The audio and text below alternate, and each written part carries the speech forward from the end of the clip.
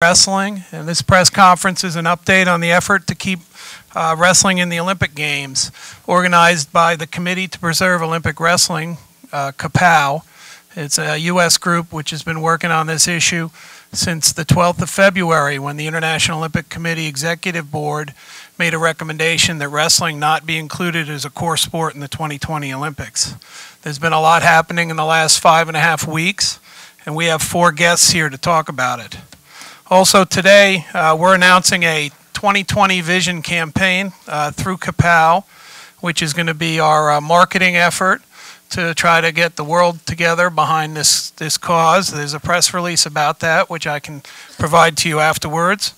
That's going to be part of today's activities. The tagline of this campaign is Wrestling, Keep the Dream Alive. And you may have seen some ads with that in the event program here at the NCAA Tournament. There's also been some banners and things of that sort, and that's all part of the new campaign. The format here will be simple. I'm going to ask one question to each of our guests, and then after that we're going to open up to questions. And I'm going to start with to my left and work down the row. My first guest to the left is Bill Scherr. He was an NCAA champion for Nebraska, world champion wrestler, Olympic medalist, and has been a leader in the Olympic family for many years. And he chairs CPOW, the organization that's working together through USA Wrestling on this cause. Jim, could you explain the progress that's been made by CPOW in leading the American effort to assist in the international strategy to preserve Olympic wrestling? Yeah, thanks, Gary. I think we've gotten off to a great early start. Our committee was formed when this bombshell was dropped on the International Wrestling Committee, the Executive Board's decision at the IOC to recommend to the general membership of the IOC that wrestling be dropped as a core sport. We quickly formed the group, and within 3 days, this coalition of like-minded individuals, which was really formed and assisted by USA Wrestling, was able to work to influence the International Wrestling Federation, and a member of our committee, Stan Desick, the first vice president of FILA, was very instrumental in getting the FILA Bureau to vote no confidence in its current leadership, its president, Rafi Martinetti. They voted no confidence for him, and he resigned his presidency, and they appointed an acting president, Nenad Lalovic. Martinetti was a roadblock, and right or wrong, he led the demise of wrestling. And we needed new leadership. We got new leadership. That's the first and most important impact that we've had. That new leadership is now working to do 2 things primarily. One is to work with the IOC to get back into the core program and work through the process of the IOC. Make no mistake about it, we disagree vehemently with the decision of the International Olympic Committee. But also make no mistake that the fault lies largely with the leadership of wrestling and not the process and the individuals at the International Olympic Committee. We want to be part of that process. We want to be part of the games. And we're going to work with them to make sure that we're doing everything we can to get back on that program from within that organization, within that process. And we've hired and helped FILA hire and recommended to them an international consulting firm by the name of Teneo that has worked with the last 4 successful bid city campaigns. And they've also hired another consulting individual. They're working to create a contract and hire as a consultant my brother Jim, who, as many of you know, was the CEO of the U.S. Olympic Committee and knows many of the IOC members very closely and very directly. In this country, we want to use this momentum and focus that this negative decision has created to turn it into something positive, and that is great public publicity and recognition of the sport of wrestling in this country, and utilizing that awareness to build and strengthen the sport in our country. Whether we win or lose the Olympic campaign to stay in the core program, we can use this to really help build and increase what we've been doing in this country for wrestling. So to that end, we've hired Ketchum, a U.S. well-recognized public relations firm, to lead a PR campaign in this country, and that's being funded by our organization in USA Wrestling. We've hired another grassroots sports company called King of the Mountain Sports, which has put this campaign together that you see. And that's a campaign to go out and reach grassroots folks.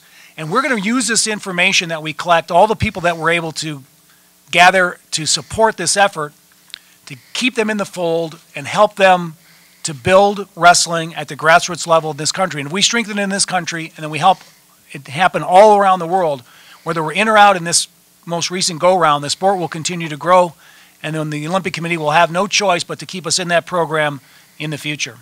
Thank you very much, Bill.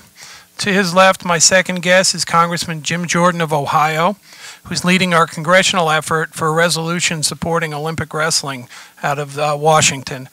Congressman Jordan was a two-time NCAA champion for Wisconsin, a very talented freestyle wrestler before his career in political leadership.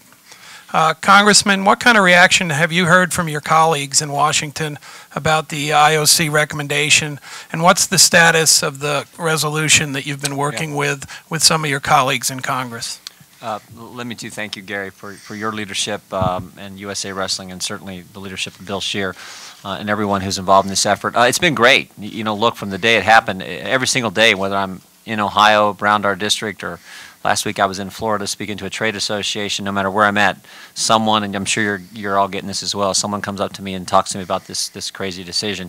We have a resolution that's bipartisan. Dave Loebsack, a good Iowan, he's on the other side of the aisle, but he's still a good Iowan, is the lead sponsor. I'm co-sponsor along with Tim Walz from the state of Minnesota. So strong bipartisan effort in support of wrestling, talking about the great history and heritage it has in this country and around the world. That resolution is picking up co-sponsors each and every day. And then we also have with us today a letter signed by Speaker of the House John Boehner, Majority Leader Eric Cantor, and other members of Congress expressing their support for making sure wrestling stays a part of the Olympic Games. So I think it's strong. You're just sensing it and feeling it, and it's one of those.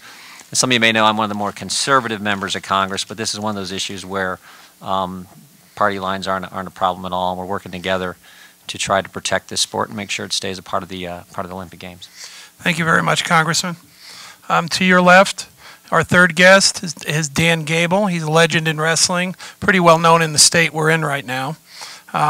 He's a member of CPOW. He serves on the committee which Bill Scherr chairs.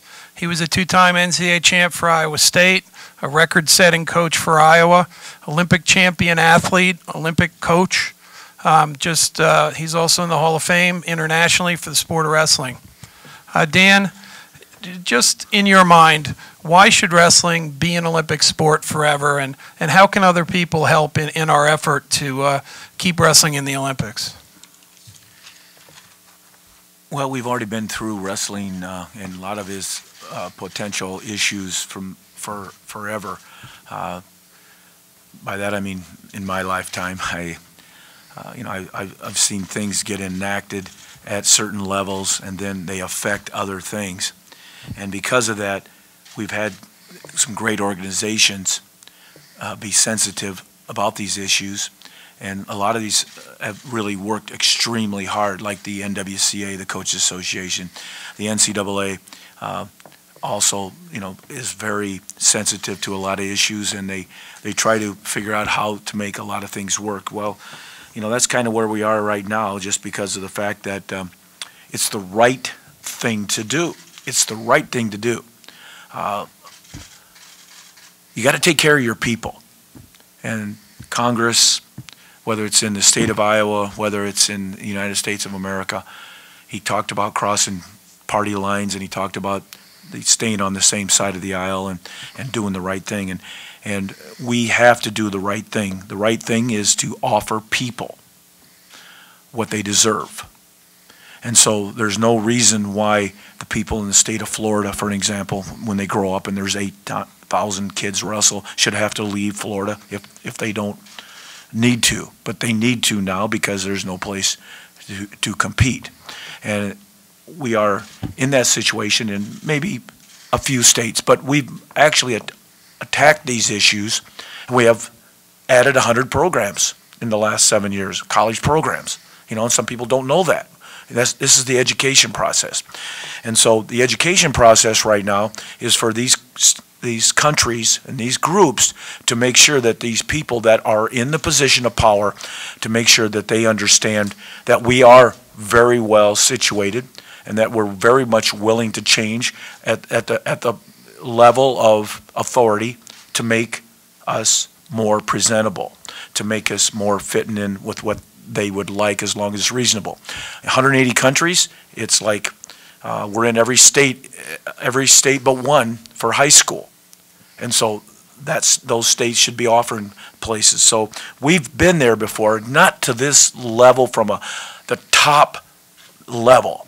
The very top level is the Olympic Games for wrestling. Unlike many of the other sports that are in there, it's more like, hey, let's go there and have some fun. We go there and we're serious, and that's what really makes us or breaks us when we're really in wrestling. So it's the right thing to do, and I'm hoping that we have people that will actually do the right thing. And I know that the reason why I said hoping is because I'm waiting for his Congress to do the right thing. You know, and so and I know there's issues. And a lot of times, you know, you walk away and they still didn't do the right thing. So sooner the better. And for our sport, you know, it's very, very important that that we do that. So my only question is right now is really where are we? We're gathering information, and mostly I'm getting it from Bill Scherr and USA Wrestling and Stan Desick. And as we gather that information, then I think we'll be able to make more concrete decisions and solutions. Right now, we're still gathering, as far as I'm concerned. Thank you, Coach. Our fourth guest to the far left is Jordan Burroughs, two-time NCAA champ for Nebraska, 2011 world champ, 2012 Olympic champ, and he's training currently to win more world and Olympic gold medals for the United States. Jordan, since the IOC recommendation, you've competed in Iran and Belarus, and you've been out there in the world with your peers in wrestling. What's your feeling about the worldwide reaction to the recommendation from the IOC, and how do you see athletes and nations coming together behind the effort to preserve Olympic wrestling? Oh, it's been good. You know, it's been a great effort by a number of countries. You know, the superpowers in the world, Iran, Russia, the United States. Going out to Iran was awesome. You know, there were thousands of fans in the stands, had Save Olympic Wrestling signs written in Farsi and in English. You know, so it's definitely been a commemorative effort, and we formed a camaraderie, you know, and even though we're opponents on the mat, we've just definitely established a brotherhood, and we're linking up to try to reverse this decision that the IOC has made. You know, for me, it's always been about wrestling as long as I can and as long as I love the sport. You know, and after 2016, I want to sit down and evaluate my career and decide whether I want to continue to wrestle to 2020 or not, you know. And for me, I always wanted that to be my own decision and not the IOC's. So we're just doing all we can right now to continue to press that effort. Obviously, linking up, like I said, with some of the other countries around the world, and just showing that wrestling is a sport that transcends all politics. So regardless of what goes on between the governments, we're just linking up and doing the right thing. Thank you, Jordan. Now, at this point, we'll open up the questions. I'm sorry we don't have a stick mic, but I'd like you to raise your hand, and when I call on you, please tell me who you are so that we can, and who you'd like to ask the question of. And I'll start first right here with Mike Finn. You're next.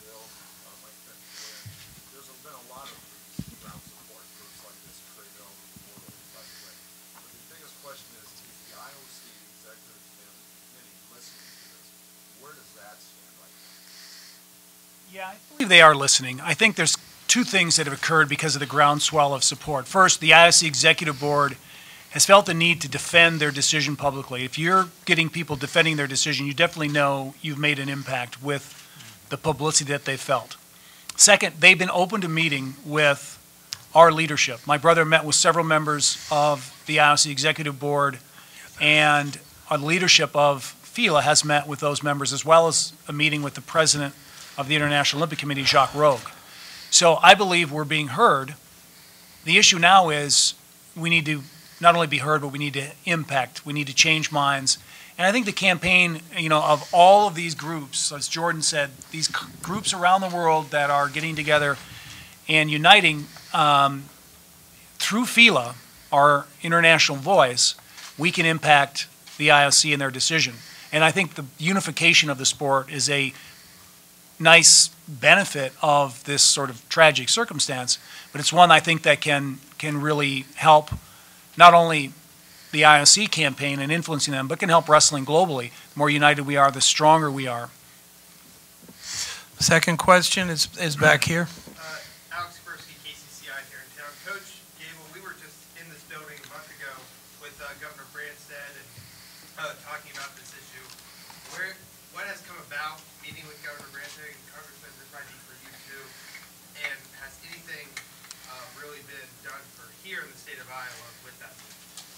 Yeah, I mean, I think that he's actually had an initiative that the last number I heard was like 33 other governors in other states have joined, and so that right there is a coalition of people that have, to save Olympic wrestling. So, and I know that the governor had to throw this thing together real quickly, and he had a question about where the money come from, and because he bought some T-shirts, and he defended it by saying that the money's well worth spent because of the economy that wrestling brings to the state of Iowa and probably across. And he wasn't even talking about any other state, but he's just talking about in the state of Iowa, and obviously sold out arenas for the state tournament, sold out arenas for national championships, NAIA locally as well, national championships in Cedar Rapids, and maybe one other one, I think, junior community college. So, obviously, he's defending what he's doing by spending money without going through the long stay of trying to get some funds, and it was maybe $500 or something. So it was well worth the effort. So that that was very impressive to me, because I really do feel across the world in a lot of countries that wrestling it's a business, and I know that we have to do more and do better things at the field level to show that the IOC that we are a business, and a good business, besides just a sport. And we do have that opportunity. We just need to be able to work it. Think about Iowa politics. You got Steve King on the right. You got Bruce Braley on the left. They both support the resolution. They're both strongly involved in this effort. I think every member of the Iowa congressional delegation is on the resolution. In our state, Ohio, I'm considered the most conservative guy there. Sherrod Brown, if you follow politics, is one of the most liberal members of the United States Senate. He's sponsoring the resolution in the Senate. And the last example I'd give you just happened this past Wednesday of this week. Last week, former Speaker Hastert called me up and said, "Hey, Jordan, the Mongolian delegation, their equivalent of the Speaker of their house, is going to be in town. They're meeting with Boehner. You need to get in that meeting and talk to them about wrestling." I said, "Fine." So I talked to Speaker Boehner. He said, "Sure, come on over." There was a little talk about trade relations, everything else, but the bulk of the meeting was spent talking about the sport of wrestling and how important it is. So this is, as Coach has said, as I think everyone up here has said, this is an issue that brings people together. People around the world know how special this sport is. I mean, if I could real quick, Gary, just think about this. Think about the people who impacted your life. This is why I think it's so important, and Coach Gable talks about this probably better than anyone else. Wrestling, what it does for young people, is good for a country, it's good for a culture, it's good for society. If you think about the people who impacted your life in a positive fashion, if you're like most people, next to your parents, it was probably a coach or a teacher you had along the way.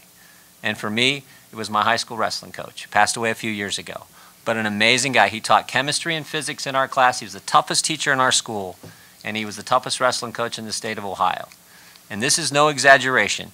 Every single day, Coach McCunn talked about discipline. He said, "Jordan, you want to do well in my class? This is chemistry. You're going to have to be disciplined about preparing the night before, reading the material, coming to class, participate. It's going to take discipline to do well in this class." And in the wrestling room, oh my goodness, he talked about it every stinking day. It drove me crazy because he sounded like my dad, and I got it all from, you get it at home all the time. But I can still hear him. Self-discipline's the most important character quality necessary to accomplish anything of meaning, anything of significance. That guy shut up. He's driving me crazy. But it's true, and that's what wrestling teaches people. And in our wrestling room, my brother's a coach at our high school. We've won the state tournament the last 13 years in a row. The Ron McCunn wrestling room, Coach McCunn's statement hangs there where everyone sees it every single day. Discipline is doing what you don't want to do when you don't want to do it. And that meant doing things the right way when you'd rather do them the easy way. And it's a lesson that we need more of in our culture. It would be good for our country. It's good for the world when people are involved in this sport. And that's why we're all so passionate about it. And that's why you guys care about it so much and write about it. But that's what's at stake here. And people, I think, get that. And that's why you're seeing this movement that you're seeing all over the world. And wrestling needs the support. We've got the local level support in the state of Iowa, the national level support in Congress and the Senate and the resolution. And then we're going to work on, and we've already started working on a global parliamentary action so we can get people on a joint basis in the U.S., in Russia, Iran, and around the world to issue this global statement, which says to the IOC two things. Wrestling's important to these countries, but also it's relatively important versus the other sports that are on their same agenda. And that's a good message for them to have. You have right up here, the first two guys in the first row. And then we'll come back over here. Hi, I'm Wright Thompson from ESPN Magazine. For one of you guys, do you have a rough, I don't know a better way to put this, but I mean, do you have a rough idea of a preliminary whip count for that meeting in September about how many people are going to vote for you and against you and how many minds you have to change? That's a difficult thing to do because the vote is private, so you're never going to know what the count is. And they're very veteran participants in the political process.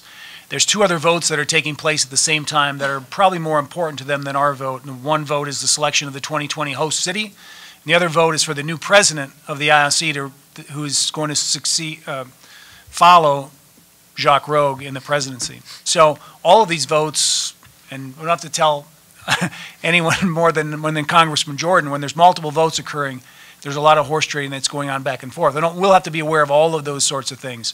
The difficulty in the process of getting the ratification of the executive board overturned or rejected is that probably the members of the executive board are going to be lobbying the general membership for you to approve their recommendation.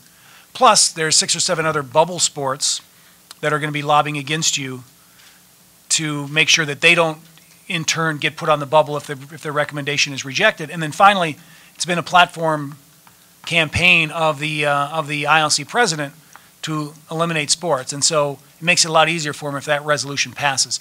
So perhaps our better avenue to stay in the games is to win the competition against the provisional sports to be named one of the provisional sports. And we're competing, just so everyone knows here, we're competing against karate, wushu,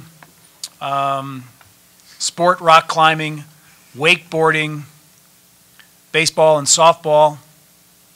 Who am I missing? Squash. Squash. Yeah, there you go. And roller sports, which is inline skating, racing. So we have to compete against those sports. And the problem there is they've been campaigning with the ILC for 3, 4, 5 years in some instances, spending a lot of money and time and effort to already influence those votes.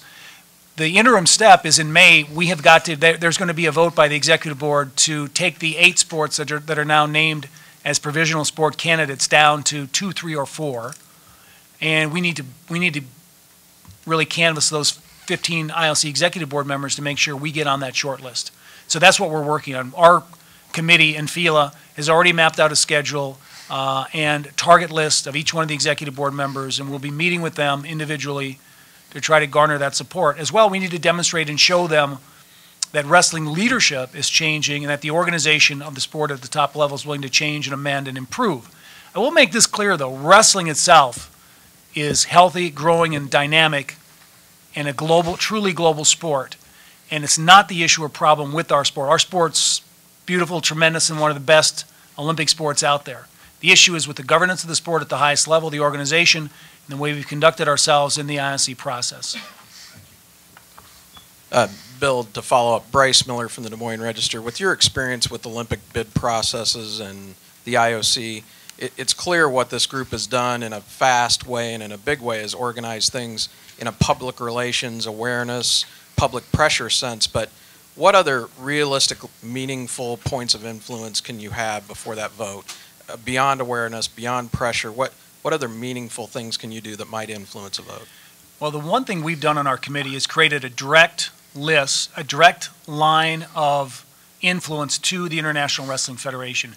And through that direct line of influence, which includes a member of our committee being the vice president and assistant to the acting president of FILA, that's Stan Desick, my brother Jim has been engaged by FILA, and they haven't worked out the details of their contract yet, but to come in and operate in an operating role with that organization. And our goal through that influence is to impress upon FILA the necessity for real change between now and May, and also for them to begin to understand and engage in the lobbying process with the IOC membership on the executive board and then more broadly. And I think we made a good start at both of those things. Next question. Dan, this is Scott Brown from the Pittsburgh Tribune-Review. You talked earlier about the number of colleges that have started wrestling programs. I was just wondering if you could talk about the overall health of the sport and sort of the comeback it's made since it took some hits from Title IX. Well, it's just not Title IX. It's, there's several issues. Our sport's a tough sport, and maybe it's a little bit tougher than what people visualize in this day and age, and that's one of the main issues. The main issue is that we don't want to go so far down that all sports aren't tough. I mean, they're disciplined in a way that you got to learn skill and technique, but just for wrestling, you go through a wrestling practice and it's like, well, you can't go through a wrestling practice. I mean, none of you people could go through a wrestling practice. It's just the bottom line. It's, well, not right now anyway. Maybe a month with me, I could get you ready. But, so those are, that's some of the things that, that's difficult. But because of that, we need that. We need that level of excellence and standard that's out there. And as long as we make it safe, it's like the football concussion. They got an issue, and so they're going to work on it. There's great people in football, and they're going to work on it. And they're going to hopefully solve it. At least they're working on it. And so we have a lot of issues, and we're worked on it, and we've solved a lot of them, and we're moving forward, and we're making progress with. It's not that easy because of higher dollars on facilities and more emphasis on salaries for the main ones. And our goal is to get us to become one of the main ones. And this issue, if we can, and I hate this if stuff. I'm not one of those type of guys, but it is to take our sport to a higher level than ever and bring us from the bottom of the core sports or provisional sport, whatever he says, for not even in the core, to get on that core and to move it up and to visualize that we're in the top 10. And excuse me, I don't like top 10, but I'm about number 1, so that's where I see us. I mean, that's the only way I look at it. But you got to start somewhere, and so. But we have some really good organizations, and we've come together from the USA Wrestling, and some of their competitors within the United States have actually signed on and become a coalition. And we have the NWCA, which used to be somewhat of a competitor with some of these other sports for resources, and the Hall of Fames, which is another competitor for resources, but they're all working together, and which makes us stronger. But there's still issues. I mean, don't think that there's not. It's just some of them we really don't know because of the hiding factor, secrecy. And so if we really knew what was right before us, 1, 2, and 3, and 4, we could attack it. But we just think we know, and that's what's hard. Maggie? Maggie Hendricks from Yahoo Sports. I have 2 questions for you, Bill. How important is growing women's wrestling as a part of this effort? It's incredibly important. One of the things that the International Olympic Committee wants to see is sport for all, and an ability for sport to include and have representation for women is tremendously important, not only for wrestling but for all sports. And we can improve there. We've clearly been, and FILA has been a leader in incorporating women, and they've driven hard to convince the IOC to open the Olympics for women, which they've done. But their leadership at the FILA Bureau needs significantly more. There's only 1 woman member on the FILA Bureau. They need more representation. We're going to ask them to form a commission on women's wrestling at the FILA Bureau level to continue to build upon the momentum that they've already have and increase the participation for women in wrestling at the international level. And in this country, it's been particularly supported strongly by USA Wrestling, but we need to continue to work to grow it. As many of you may or may not know, I coached the women's wrestling team at the World Championships in 2005 and 2006 and was very engaged in that program.